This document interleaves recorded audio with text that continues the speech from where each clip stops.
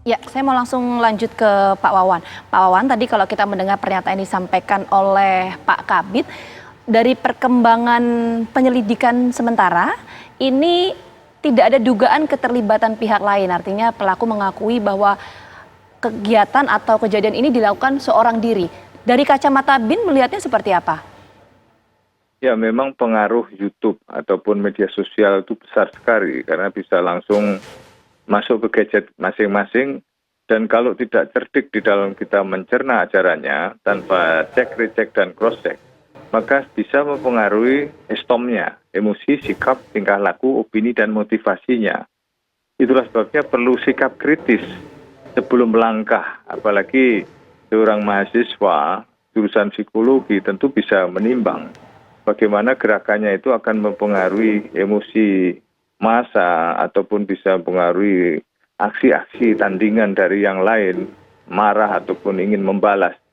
Dan tentu saja ini sangat merugikan karena itu ada unsur pidana, ada pemidanaan yang tentu saja ini akan merugikan dari sang mahasiswa itu sendiri. Oleh karenanya kita juga perlu menyaring serta juga pihak keluarga perlu tahu apa yang dibaca oleh anak-anak di rumah.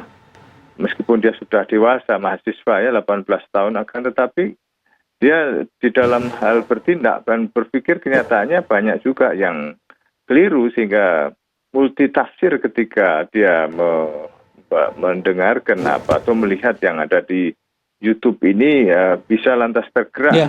Kalau di dalam istilah teroris itu lone wolf begitu. Oleh karenanya ini kita perlu evaluasi supaya literasi publik dan pencerahan kepada semua kalangan, apalagi anak-anak muda ini terus dilakukan. Pak Wawan, kalau menangkap isu lebih besarnya lagi kan kejadian ini juga bukan yang pertama kali. Mungkin 2 minggu lalu lah juga ada penyerangan tempat ibadah di Bandung. Sebelumnya juga ada penyerangan terhadap ulama. Nah ini kan isu ini meresahkan Mas Wawan. Nah dengan rentetan kejadian ini apakah BIN mendeteksi ada sesuatu pola tertentu? Ya memang di bulan-bulan September ya Oktober memang bulan rentan terhadap isu-isu yang menyangkut masalah aksi-aksi dulu lah ya soal menyangkut PKI ataupun gerakan ekstrem lainnya yang intinya terus mengarah ke situ, maka ditandai dengan sejumlah langkah-langkah seperti yang terjadi sebelumnya. Maka ini kan kejadian yang berulang dari berbagai kejadian tahun-tahun sebelumnya juga ada seperti itu. Oleh karenanya maka kita mewaspadai di bulan-bulan tersebut.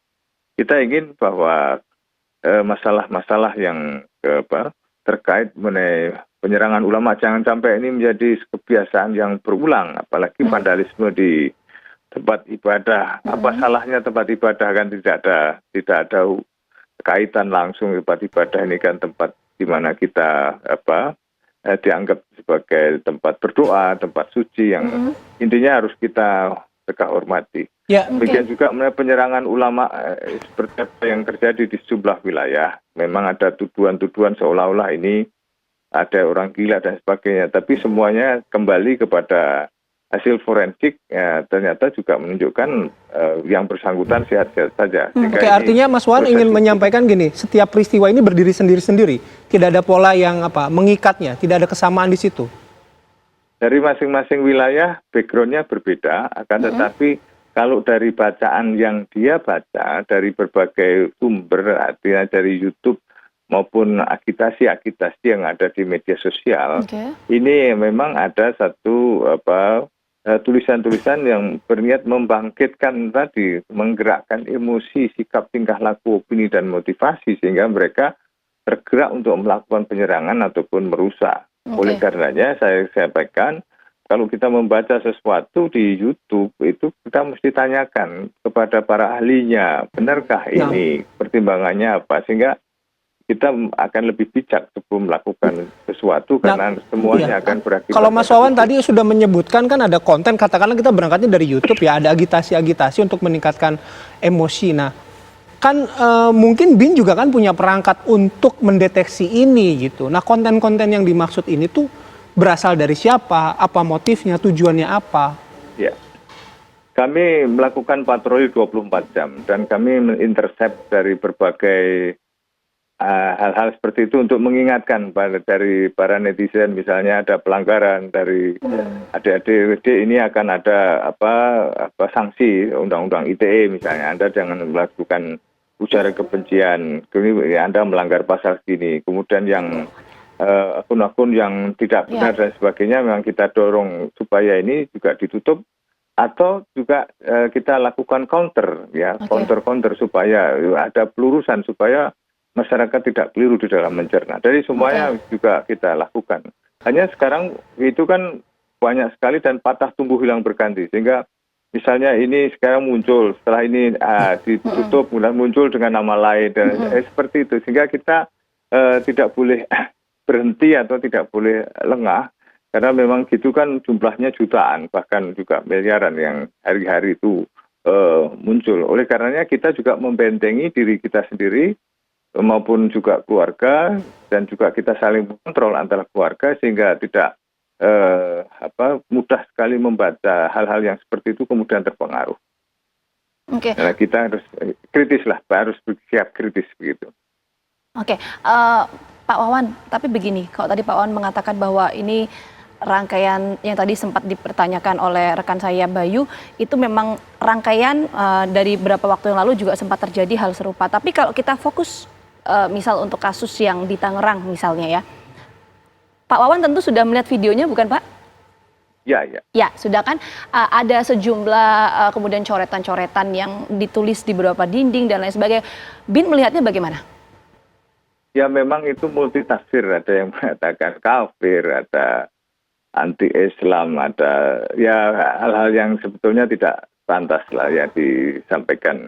Hanya persoalannya ini menunjukkan bahwa jiwa dia sudah terpengaruh, sehingga tadi emosi, sikap, tingkah laku, opini dan motivasinya itu tergerak akibat suatu bacaan. Ini yang perlu dinetralisir. Oleh karenanya kita perlu terapi dulu, ini kan dari sisi psikologinya itu kenapa dia lantas menelan mentah adanya satu teori-teori yang ada di YouTube lantas kemudian kehilangan daya nalar positifnya, begitu yang kita.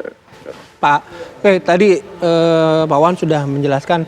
Pak Anwar tadi menaruh harapan ya pada BIN dan aparat untuk segera mengungkap rangkaian peristiwa ini. Sudah mendengarkan penjelasan dari Pak Wawan juga. Pak Anwar menanggapinya gimana? Ya kalau bagi saya ya, dari banyak peristiwa yang terjadi akhir-akhir ini, yang menjadi sasaran itu adalah umat Islam, simbol-simbol Islam, dan itu kurang terselesaikan secara baik. Sehingga akibatnya adalah kepercayaan kepada pihak kepolisian, kepada intelijen, kepada para penegak hukum menurun. Sehingga akibatnya image tentang pemerintahan Jokowi juga rusak. Sehingga ya Greg File itu dari Australian National University itu sampai kepada kesimpulan seperti itu. Bagi saya itu kesimpulan itu kan dia punya hak untuk menafsirkan, dia lihat, dia kaji, dia seorang researcher, dia seorang peneliti. Pertanyaan saya, apakah itu kan gejala seperti itu yang terjadi di negeri ini? Pertanyaan saya, apakah pemerintahan Jokowi akan membiarkan hal yang seperti itu? Kalau bagi saya, apa yang disampaikan Greg File itu, ya jadikan cermin lah gitu ya. Evaluasilah, nilailah kebijakan-kebijakan yang ada selama ini. Kan yang banyak jadi bulan-bulanan kan memang umat Islam. Oleh karena itu bagi saya ya, kalau umat Islam marah di negeri ini kepada pemerintah, ya sanggup kan pemerintah melawan umat Islam? Nggak akan sanggup. Oleh karena itu bagi saya, ayo negeri ini negeri kita bersama, ayo kita atur secara baik, mari kita kedepankan persatuan dan kesatuan. Bagaimana caranya supaya kita bisa bersatu? Hilangkan semua kecurigaan.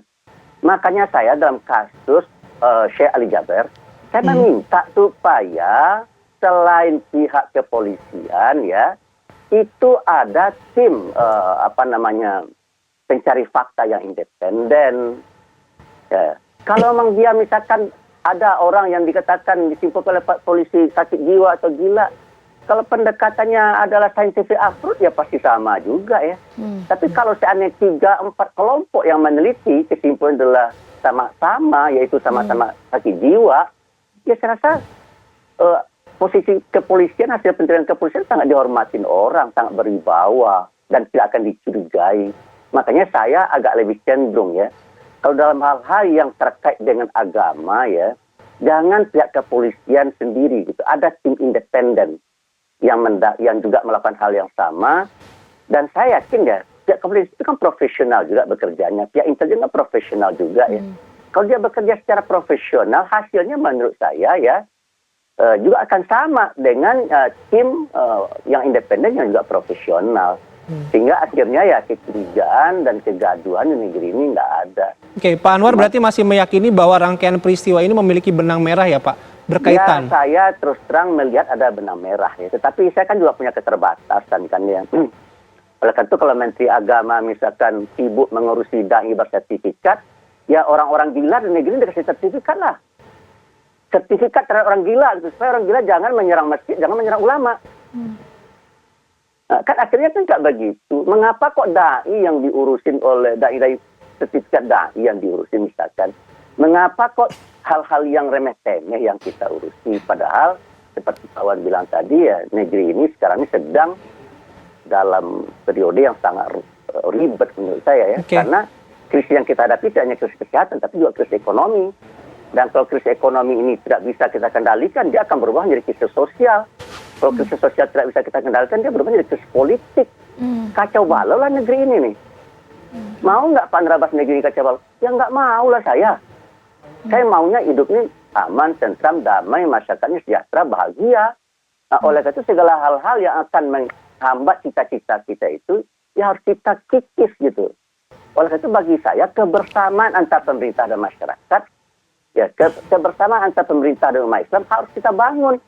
Jangan menjadikan umat Islam sebagai musuh oleh pihak-pihak tertentu. Saya tidak yakin ya pemerintah memusuhi umat Islam, tidak yakin saya. Tapi oknum-oknum pemerintah ada yang musuh umat Islam. Jelas.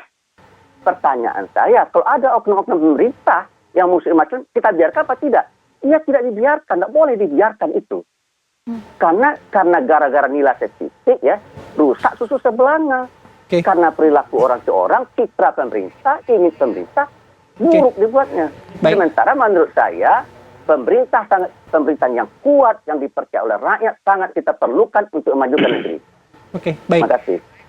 Pak Anwar, nanti kita ngobrol lagi ya, kita break dulu ya. Apa kabar Indonesia Pagi akan kembali sesaat lagi.